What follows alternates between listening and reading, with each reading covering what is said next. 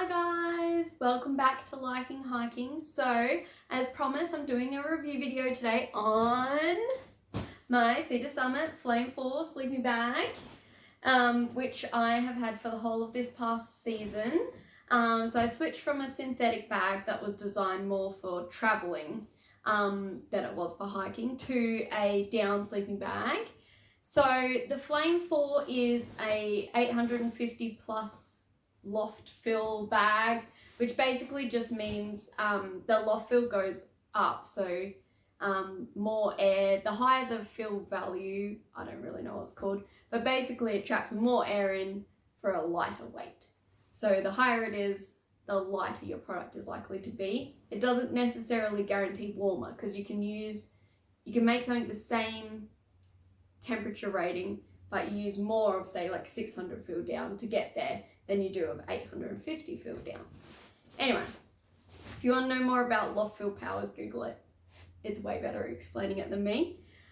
So this bag here is the women's version of the Spark series. So it's -10 comfort rated, and has a lower limit of -17 and extreme -38. Which is just like crazy. But basically I'm a super cold sleeper. Like, I always get cold, and my last sleeping bag was so bad. Like, I just got sick of sleeping in like all my clothes, rain gear and everything to just stay warm. So I got this, and the first time I tried it out, I think I'll link the video up above, but basically it got down to around 0 or just slightly below 0. And I tested it out. I was in my Z-Pax duplex. I left all the doors open on the tent, so it was like the same temperature basically as outside. And it was great. It was so warm in my sleeping bag. It was actually my sleeping pad, which is the Cedar Summit Comfort Light something or other, insulated one, but that was actually what let me down. I could actually feel the cold air, the cold ground through my sleeping pad. That was the coldest part of me. But anyway, so it's definitely stood up well. I've also used it in the warmer weather, which, like, for being such a warm sleeping bag can sometimes be a bit of a pain. But basically I just open the zippers right up and use it like a quilt, because that's a lot cooler. I use it with a silk liner as well, because it's my precious thing. But just to like keep it cleaner, it's also more hygienic. So this bag comes in 2 sizes. It comes in a regular and it comes in a long. So I got the regular, and it fits me pretty well. It's probably still a little bit on the big side, but there's no short option. So it's how it is for short people. It comes in at a weight of 890 grams, which is amazing for a -10 comfort rated sleeping bag to come in under 1 kilo. So I'm super happy. I am always trying to look for lighter things and get that base weight down, and this sleeping bag was perfect for that. Now, it comes with this stuffed compression sack here, which is super lightweight, but it's not waterproof. So I ended up buying, which is the same pack I used to keep my other sleeping bag in, is a same size, a small waterproof compression sack. So basically this bottom bit here, the air can go out, but apparently water cannot come in. If it's immersed in water, like sitting in a puddle of water, like what happened when it rained and I was hiking that trip, I'll link the video up here, it was a disaster. Anyway, the water did come through. The inside of this bag was a little bit damp, and my sleeping bag was a little bit damp as well. But it was sitting in a puddle of water at the bottom of my pack. So, like, as in this way up, in a puddle. Anyway, so, like, you know, that was extreme conditions, but every other time, I've never had a problem with it. And I now have learnt my lesson and put this in a plastic bag as well, just for like double safety. But anyway, I think this is a bit more better than this if you're going to be hiking when it's going to be raining. Now, I'll get the sleeping bag out to show you. It comes with this storage bag as well, which is so awesome because it kind of keeps it tidy. But it's got 2 zippers on it. So it's got your main zipper, which is like normal, and it's on both sides. But then it also has this second zipper, which I didn't even find till like, I don't know, I'd been using it for a while. But it's got this second zipper which can like open it up. So like if it's a bit hot, or it's like that weird weather where like you get hot and then it's not hot, etc, etc, I just open it up and like just stick my feet out the side. But yeah, so I find that pretty handy, which is good because for such a warm bag, which is great when it's cold and you're tenting, but if you're in a hut with like a fire going and 50 people, it can get really hot. So having this like second zip is great. And yeah, basically it's got all the normal features of a sleeping bag. You can pull the hood tight or you can leave it open. There's really not much else to say about the shape and design. It just is what it is.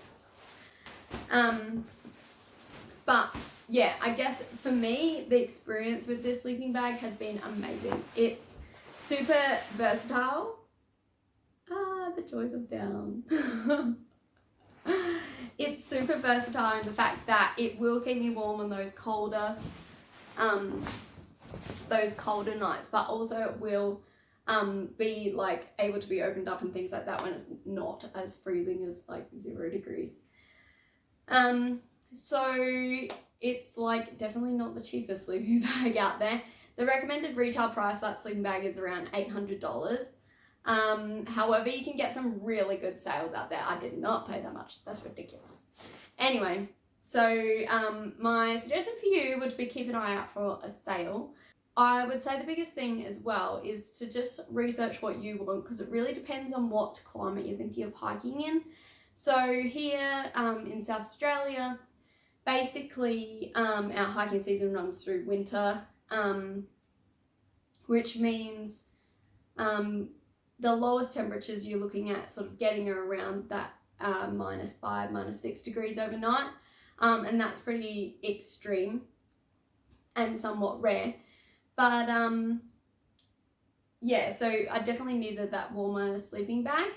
But if you're hiking somewhere warmer, then you won't need quite that level. The Flame series, the Flame 4 is the warmest one in the series. So there is the Flame 0, 1, 2, and 3, which are all, they get slightly less warm as you go up in numbers. So definitely have a look at that. But in terms of the Cedar Summit, the design, I couldn't falter. I love it. I absolutely love my new sleeping bag. So yeah, I really don't even have anything bad to say. Obviously, it's a down sleeping bag, so you're going to have condensation issues if you're a person who likes to put their sleeping bag over their head or whatever. Yeah, I guess I have had some condensation on it, especially when it's cold in the mornings. And I've had it like around my face overnight, but I don't know, it dries out pretty quick. I haven't really had any issues with it. And I would say that would be typical of any down sleeping bag, so I'm not really that upset about it. And I don't really like stuff over my face at night, so I'm quite happy not to be like in my sleeping bag. But I think for the warmth and the light, the lightweightness of it, I don't think that's a word, but we're going to run with it. You really can't fault it. I could not find anything better. I was really conscious when I was choosing a sleeping bag as well to get one that was EN rated. So this is, that comfort rating is an EN rating certified, because you just can't guarantee any of the other ratings, whether that degrees of temperature is even a thing. And often as well, something else to be mindful of when searching for sleeping bags is that people may advertise their sleeping bag at the lower, what do they call it? The lower, not the extreme one, the lower limit rating. Let me check. Yep, lower limit rating as that rating. So for this one, the lower limit's -17, so they might go -17 degrees sleeping bag. Whereas I know Cedar Summit, at least on this bag, I'm not sure if it's all of them, They advertise it as -10, which is that comfort rating, that higher degrees. I don't really know. So yeah, so that's something else to keep in mind when looking for a sleeping bag. Yeah, so basically, in summary, it's a great bag. Definitely if you're going to be sleeping in those colder temperatures around the 0 degrees. I know if it got down to -10 and I was sleeping in this sleeping bag, I would be cold. Yeah, I would not be comfortable. But I am a really cold sleeper, so if you're a warm sleeper, you might find that completely different. I know a few of my hiking friends have got the Flame 3, which I think is like around the -5 comfort rating. Don't quote me on that. Which they find fine. And they were there the same evening as me that it got down to that -5 or whatever. They just said they had their puffy jacket on. I think, and you know, some warmer clothes, and they were fine. So yeah, definitely a great bag. Anyway guys, I hope you enjoyed this review. Let me know if you've got any sleeping bag tips or whatever, just share them so that everyone can become more knowledgeable in the area of sleeping bags. I know it's super overwhelming when you start looking for a sleeping bag because there is so many options. But yeah, basically I think work out the weight and the temperature rating that you're looking for, and then look for the sales. Because if you want lightweight and good temperature rating, then you need sales. Anyway guys, as always, keep on liking hiking.